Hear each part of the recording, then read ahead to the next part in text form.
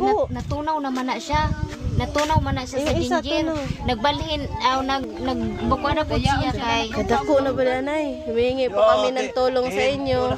So, mabusilak po ang puso dyan. Ito yung ate kong may diabetes. 5 viewers. Ayan po yung ate ko. Wala po kung ibang mahinga ng tulong. Dalawa po dito yung may sakit.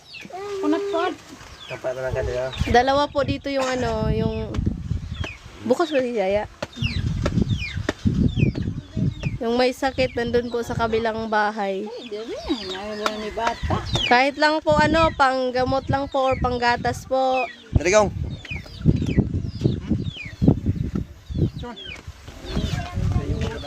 Sunod tatan ba?